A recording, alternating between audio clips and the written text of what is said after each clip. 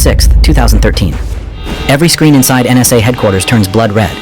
A classified slide marked PRISM just leaked, exposing how Google, Facebook, and Apple secretly feed your data to the government.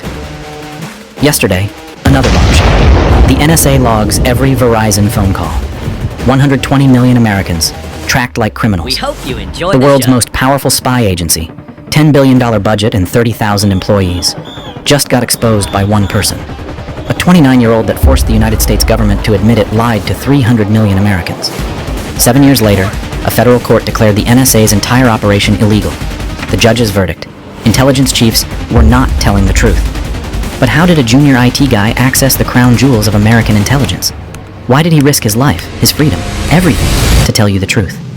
The answer starts 3 months earlier, in a windowless room where something impossible was about to happen. Spring 2013, Oahu, Hawaii. Paradise, right? Palm trees swaying, tourists sipping Mai Tais, perfect 78-degree weather. But inside a concrete NSA facility, Ed Snowden sits in artificial light, downloading the unthinkable. He's supposed to be nobody special, just another IT contractor for Booz Allen Hamilton, one face among thousands with a security badge. At 29, he looks younger, almost forgettable. The kind of guy you'd pass in the hallway without a second glance. That's exactly why nobody noticed what he was doing. Every morning, Snowden badges into his windowless office, types his password, and watches the digital lives of millions flow across his screen. Not just metadata, not just phone numbers, actual emails, real conversations, your Amazon purchases, your Google searches at 2 a.m. That embarrassing medical question you typed and deleted. It's all there. He discovers PowerPoint slides so classified that most of Congress doesn't know they exist. One slide, titled PRISM, lists every tech giant you trust as a data provider. Another diagram labeled Upstream shows the NSA literally cutting into undersea internet cables, copying everything that flows through them. But the tool that makes his blood run cold is called X-Keyscore. The training manual brags it captures nearly everything a typical user does on the internet. Want to know what your ex-girlfriend is doing? Type her email. Boom. Instant access to her entire digital life. No warrant needed. 3 weeks earlier, March 2013, Snowden watched something that changed everything. The Director of National Intelligence, James Clapper, sat before Congress. A senator asked him, "Does the NSA collect any type of data on millions of Americans?" Under oath, Clapper answered, "No, sir." Not wittingly. Snowden stared at his screen. He was looking at absolute, undeniable proof that Clapper just committed perjury. The NSA wasn't collecting data on some Americans. It was collecting data on everyone. Your calls, your texts, your location, all of it, stored in massive data centers in Utah, searchable forever. Night after night, Snowden can't sleep. He's sworn an oath of secrecy, signed papers that could put him in prison just for telling his girlfriend what he does. But what he's witnessing feels like watching a crime in slow motion. The NSA's mission is to protect America from foreign threats. Instead, it's treating every American like a threat. The thought that breaks him is simple. What if his young nephew grows up in this world? A world where every text, every call, every mistake is recorded forever. Where the government knows more about you than you remember about yourself. By late May, paradise feels like a prison. Snowden makes a decision that will either make him a hero or a traitor, depending on who's writing history. He starts transferring classified documents onto encrypted drives. Not randomly, carefully, each file chosen to prove one thing. Your government is lying to you. But two questions haunt him. Who would believe a nobody contractor over the entire US intelligence community? And even if someone did believe him, would anyone care enough to do something about it? January 2013. 4 months before the world changes, Snowden sends his first encrypted email. He creates an anonymous identity and reaches out to Laura Poitras, a documentary filmmaker the government already has on a watch list. His message is cryptic. "I have something you need to see." She almost deletes it. Another conspiracy theorist with proof of government secrets. But something about the technical sophistication catches her attention. This person knows things, real things, about encryption that most hackers don't. Next, Snowden contacts Glenn Greenwald, a Guardian journalist who writes like he's personally offended by government overreach. But Greenwald can barely use email, let alone encryption. So what does a desperate whistleblower do? He literally makes a YouTube tutorial, encryption for dummies, and sends it anonymously. For weeks, nothing. Greenwald ignores the videos. Too complicated, too much hassle. Until Poitras calls him, "You need to take this seriously. This is real." By May, they agree to meet. But where? Snowden chooses Hong Kong, a legal twilight zone between China and the West. He tells his girlfriend he's going on a business trip. kisses her goodbye, knows he'll probably never see her again. On May 20th, 2013, Snowden boards a flight with 4 laptops and one ridiculous prop, a Rubik's Cube. He'd told Greenwald, "You'll recognize me. I'll be the one holding a Rubik's Cube." Like something out of a Cold War novel. On June 3rd, at the Mira Hotel lobby, Greenwald spots a kid because that's what Snowden looks like, a kid fiddling with the cube. This can't be him, Greenwald thinks. I was expecting someone who looks like they've seen some shit. This guy looks like he fixes printers. But in room 1014, that printer-fixing kid opens his laptop and shows them the impossible. A secret court order from April 2013. Verizon must hand over all phone records to the NSA. Not some, all. Every call you've made since 2006, stored in a searchable database. Greenwald's hands shake as he reads it. This is it. Proof the government is spying on everyone. The next one, the PRISM slides. Google, Facebook, Microsoft, Apple, every company that swears your data is private. All of them are feeding information directly to the NSA. That private Facebook message to your ex? The NSA has it. That deleted Gmail draft where you vented about your boss? They have that too. Then Snowden shows them upstream. "This is where it gets scary," he says, pulling up a diagram. The NSA has physically tapped into the fiber optic cables that carry the internet, every email that crosses the Atlantic, every Skype call that bounces off a satellite. They're copying all of it, storing it, searching it later. But X-keyscore is the nightmare. One slide shows an NSA analyst's screen. They've typed in someone's email address. Instantly, the system pulls up everything. Emails, passwords, credit card numbers, nude photos, medical records. Any analyst can do this, Snowden explains.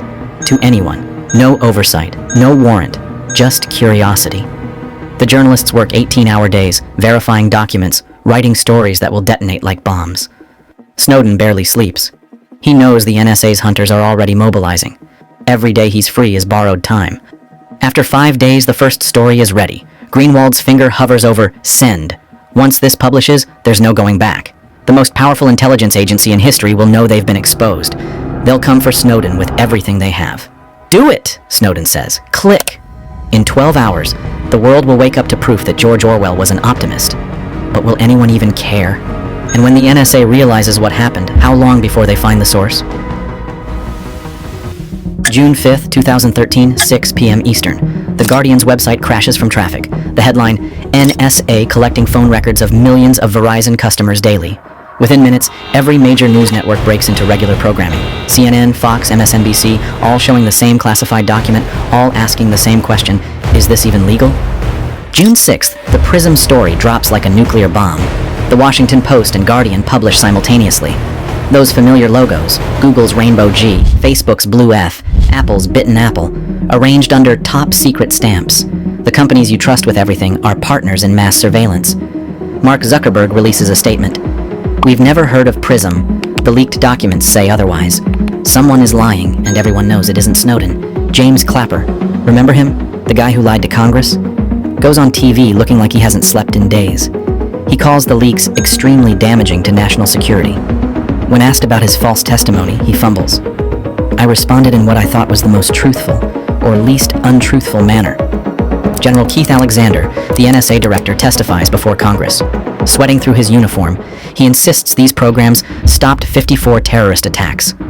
Reporters immediately fact-check. The real number? 0.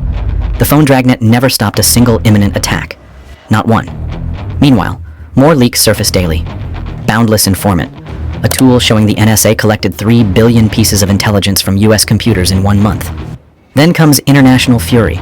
German Chancellor Angela Merkel discovers the NSA tapped her personal cell phone. Brazil's president finds out her emails were intercepted.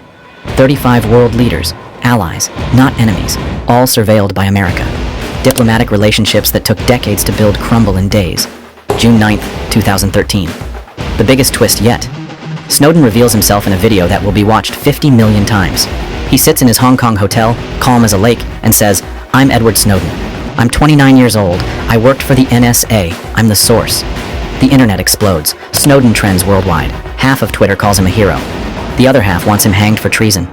News anchors can't believe it. This kid, this nobody, just declared war on the most powerful surveillance apparatus ever built.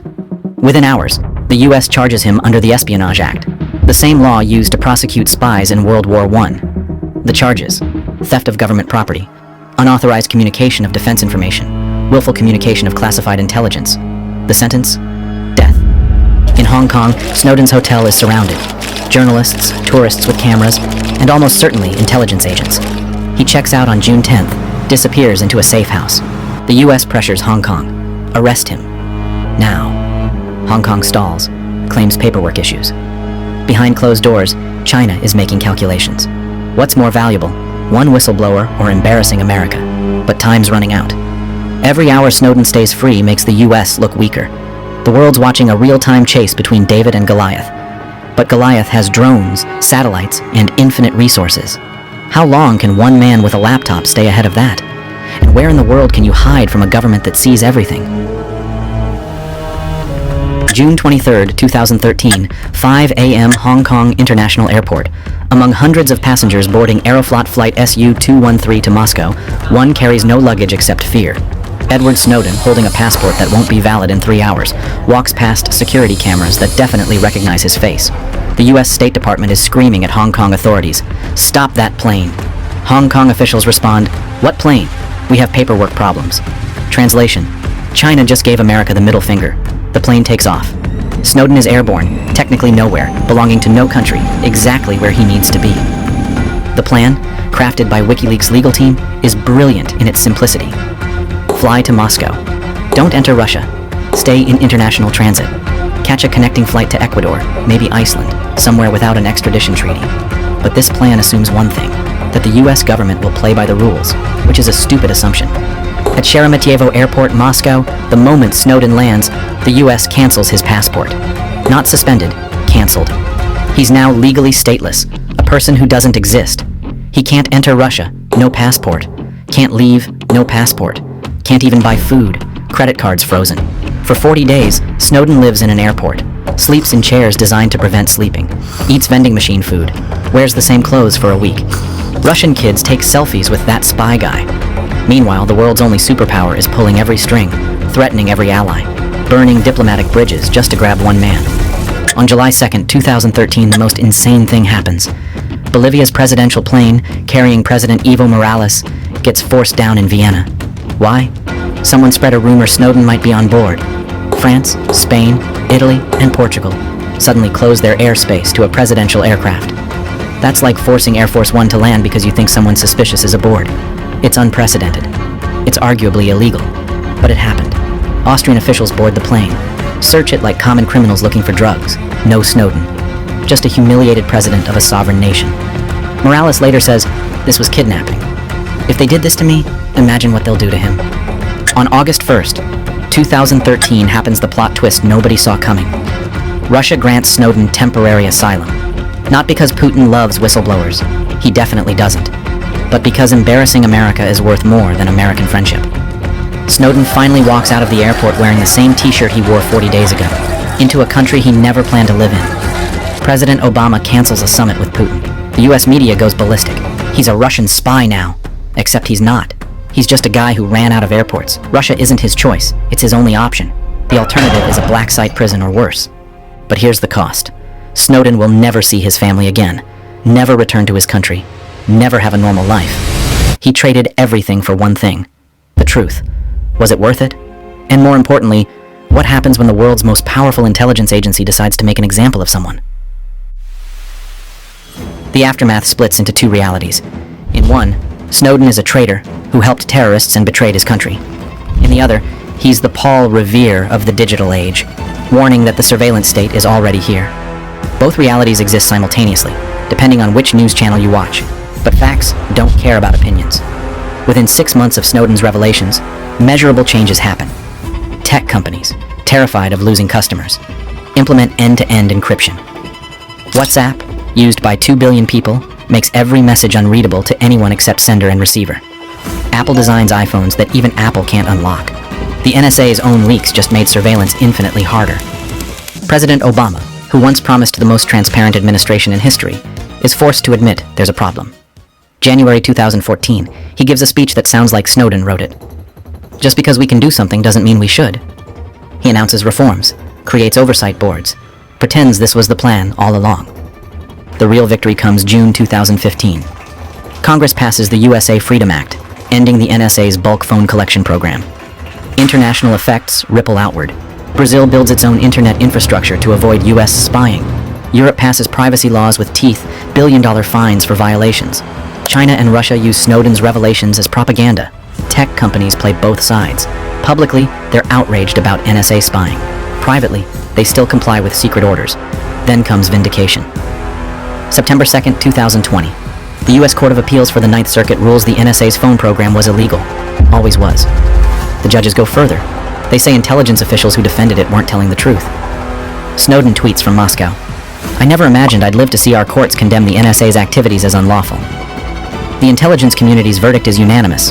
Snowden is a traitor who damaged national security. Their evidence? Classified, of course. Trust us, they say. The same people who lied about WMDs in Iraq, who lied about torture, who lied about mass surveillance until Snowden proved they were lying. Today, Snowden lives somewhere in Moscow, has a Russian wife, a child, Russian citizenship he never wanted. He appears via encrypted video link at conferences, still charges no speaking fees, still believes he did the right thing, still can't come home without facing life in prison. The question that matters isn't whether Snowden is hero or traitor. The question is, do you have less privacy or more because of what he did? Speaking of unforgettable revelations, if you think the NSA story is wild, wait until you hear about the mysterious hackers who turned the agency's own weapons against the world. Unlike other whistleblowers, they stayed completely anonymous, auctioned off America's most classified cyber weapons to the highest bidder, and watched their stolen NSA tools trigger global chaos when ransomware attacks crippled hospitals, airports, and governments worldwide. That story? That's our previous video.